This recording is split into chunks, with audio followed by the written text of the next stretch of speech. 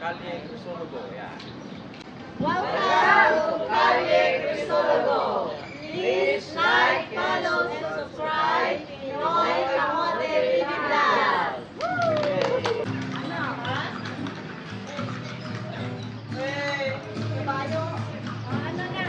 Yan, mga kamote, sumakay kami ng kabayo. Parang just like the old days. Yan. Yan.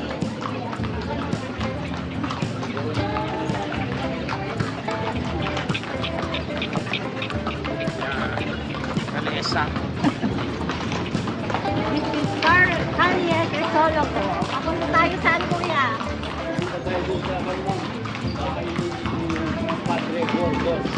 Bahay. On the way daw po kami sa bahay ni Padre Burgos. Padre Burgos.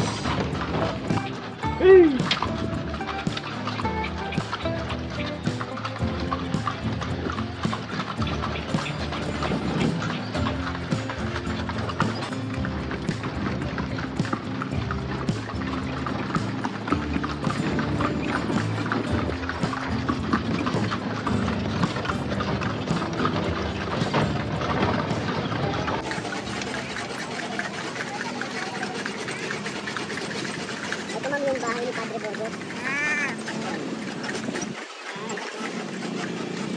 Bahay ni Padre Burgos.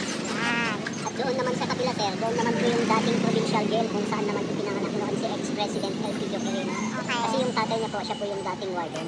Buntis yung asawa, dumalaw. Diyan na po siya nanganak. Dati nagpapapasok sila doon, mga 9 o'clock. Ano ba? 9. Visiting hours. Doon tayo sa gawaan ng malayok, ma'am. Sige. So, punta kami. Ito yung Bahay. bahay ni Padre Burgos. Yan.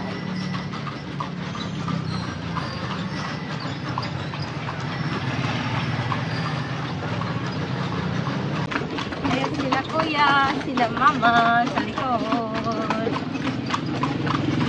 Mga kamote, pupunta tayo sa paggawaan ng Pat. Pornay. Yan, dito, diretso daw. Morning!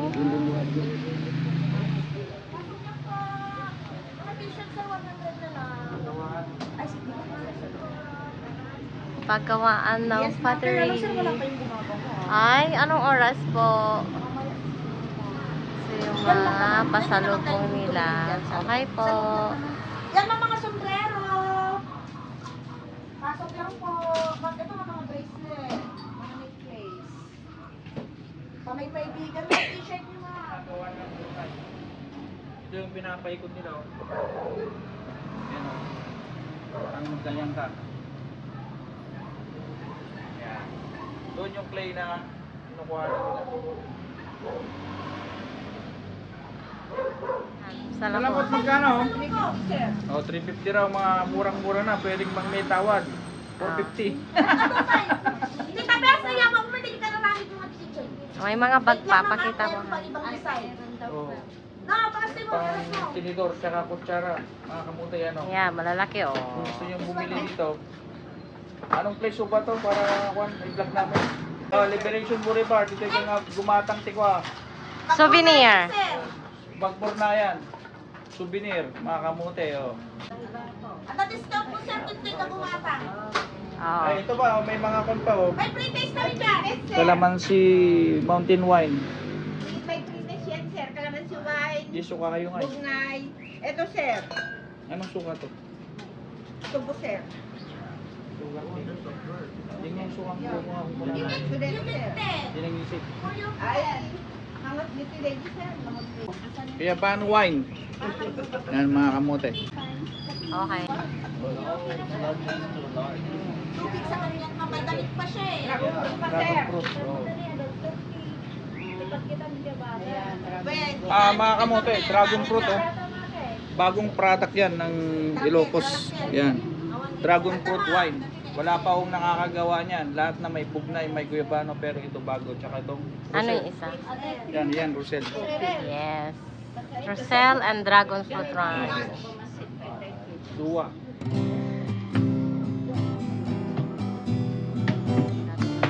Dapat sa kabila.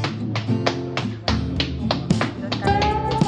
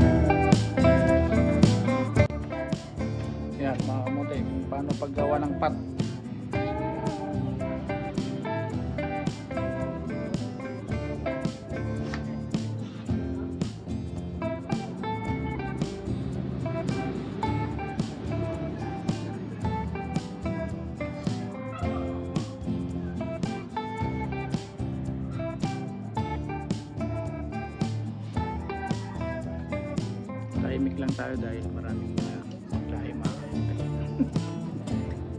Hindi rin marunong mag-English.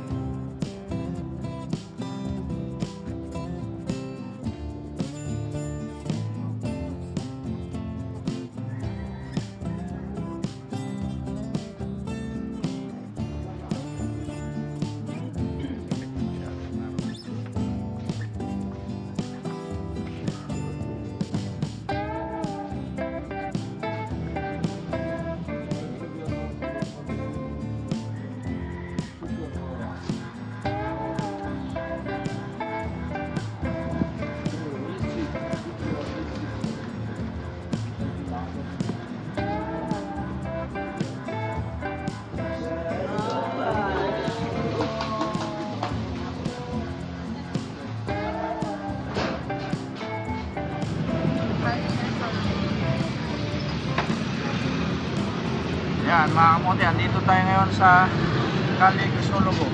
Yan mga kamote.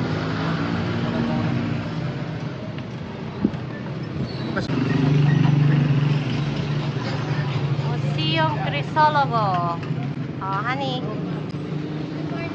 Morning. And this is a private museum. Wala pong entrance fee. Donation lang po for the maintenance. Okay po. Okay po. Magkakasama po. Yes po. Kakasama po kami. It's okay to take video po? Yes po, you can also use your phones to take pictures and videos inside. Even with flash, okay lang ba gamitin? Thank you po. Donation lang po ma'am sir before you start po kasi iba na po yung okay na po yung Okay na po yun na? Oo. Oo. Sige na, pumasok. Mag-donate na lang.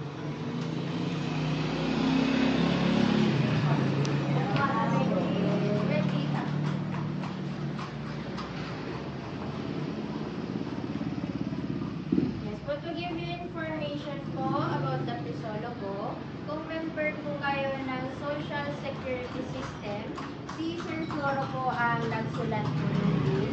Siya din yung unang congressman dito po sa Ilocos Sur, at siya po yung inassassinate po sa loob ng simbahan, which is the St. Paul Metropolitan Cathedral, October 18, 1970. Okay. So, pwede po kayo maupo dito. Kaya nga, mag-picture. Picture po. Na-invite dito yung ginagawa. Oo, dito. Kita. Lamang. Ito po ay Damit ni Vietnam.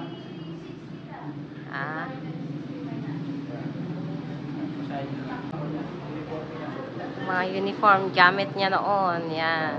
Preserve nila lahat. And then, these are the ano yan, honey? Canyon siya. Oh.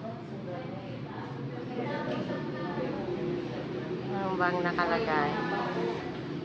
The aftermath of an enemy motor and rocket attack. Ayan. Ano yung nasa likod, honey? Mga belt niya. Okay. Grabe mga antiko.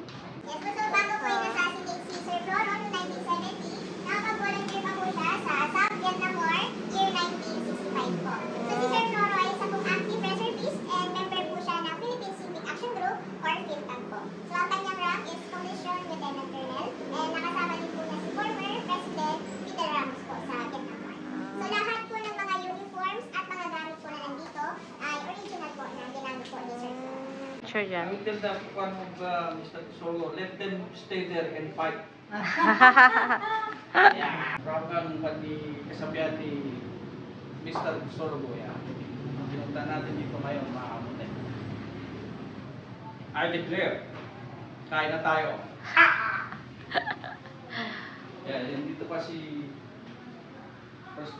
former President Marcos Sr. Yan, mga kamote. Certificate of Recognitions and Appreciation. Yan. Dami yung plaque, oh. Oh, Caranduanes, Vietnam, Ilocos.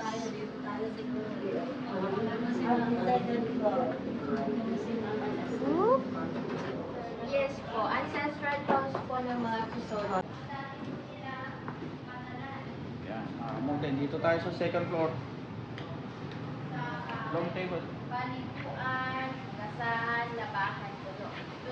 Pero nung pumasok na po sa politika ang mag-asawa, kinonvert po nila into dining conference. Kaya po meron pong table po. Pero doon sila kumukuha ng batalan po. And yes ma'am, ang burnay po ay burnay, ang tawag po namin dito. Bale, isa po sa mga products dito po sa Ilocos ang pagbuburnay.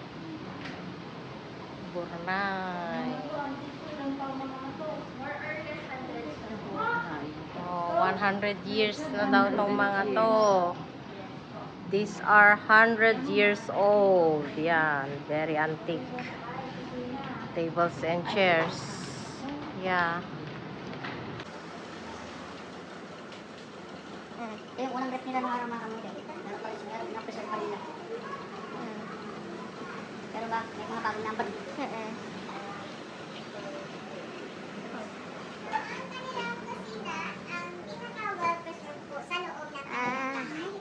Galing o. Ay, kitang-kita pa rin po natin. Yung mga itim na usok na galing po sa pagluluto nila. Itim talaga, yes po.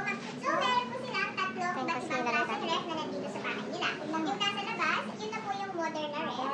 And then, itong malaking ref po ay the kerosene or gas yung nagpapagana.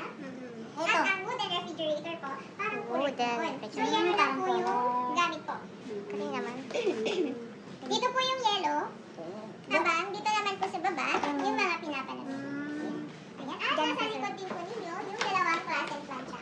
So, ito po yung usually na nakikita po namin ngayon. And then, yan ang hindi wala. Ito po yung mas naunang plancha. Bale, ang tawag nila dito is plancha de corona. Charcoal po. Yes, ma'am. So, para dumulas po dito sa baba, nilalagyan po nila ng kandila or yung dahon ng saging. So, double purpose din po siya. Kung meron po kayong makulit na anak, Kok! No! Joke lang po. Joke. Yes, so ito na po yung sala ng kanilang bahay. At nasa loob po ang girls' bedroom. At dito naman po sa kabila ang master's bedroom. So, meron pong walong anak na mag-asawang Crisolo po. Ang panganay po nila, si Ma'am Teresa. Sunod-sunod na po yan hanggang sa bunso, si Sir Eric. Sa walong anak po, meron pa pong anim na anak. Nandun po sa kanila, nasa ibang bansa. Sina Ma'am Socorro, Ma'am Ferd, and Sir Benedict. Habang yung panganay ko ay nasa Iloilo, si Sir Bimbo nasa Quezon City, at doon na din po siya tumatakbo sa politika. And then si Ma'am Carmelita, yung pang-itong anak, siya yung pabalik-balik po dito sa Vigan, dahil siya yung nagmamanage po ng mga business po nila dito sa Philippines. So yung dalawang namayakan ako, ang pangalawang anak po nila ay namatay po sa car accident sa isang European tour po sa Italy. And then si Sir Jose Floro, yung pang-anim na anak, ay namatay po sa sakit 2 years ago. Now, house po nila ay nag-isang bahay na po ng mga Crisolo po, and more than 200 years na po itong nakatayo without any renovation. Tapos original structure, ang mga tao nila, yung mga at mga tao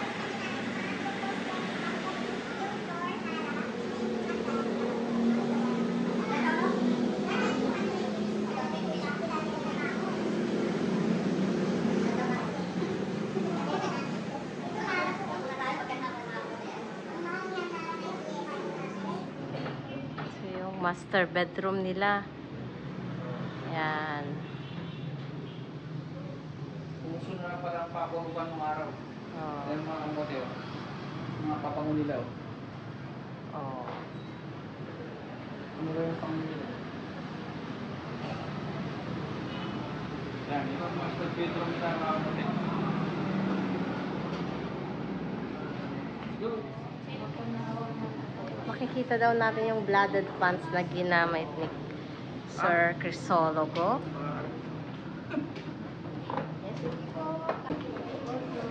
Law office na po tayo.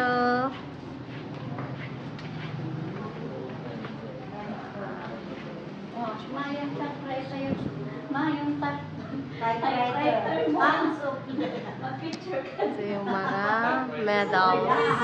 You have that? Wow!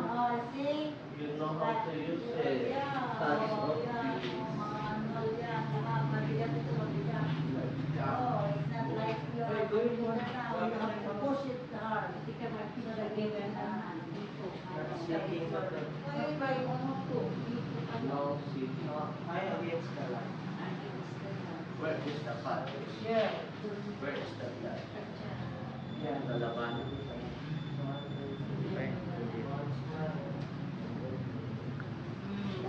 Chrysologo. Be bold Chrysologo. Where's the blooded pants? Okay.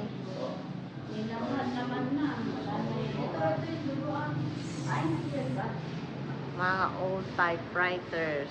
Simbahan sa Pilipinas ay. Let me see. This is Simbahan pala pinatay. oo nga ano. Itong yung picture mo rin. Wait lang. Then ito yung blooded pants niya. That one.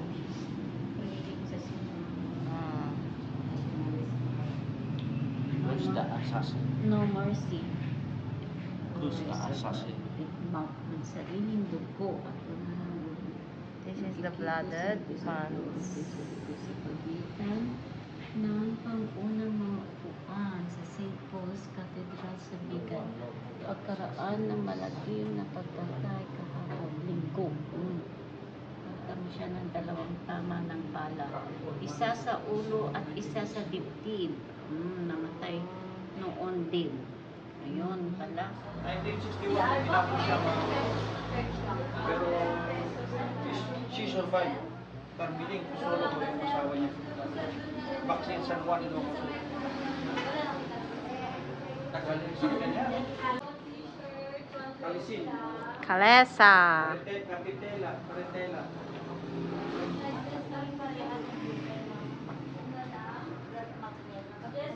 Pwede po iba-iba mo. Meron din po yung tatlo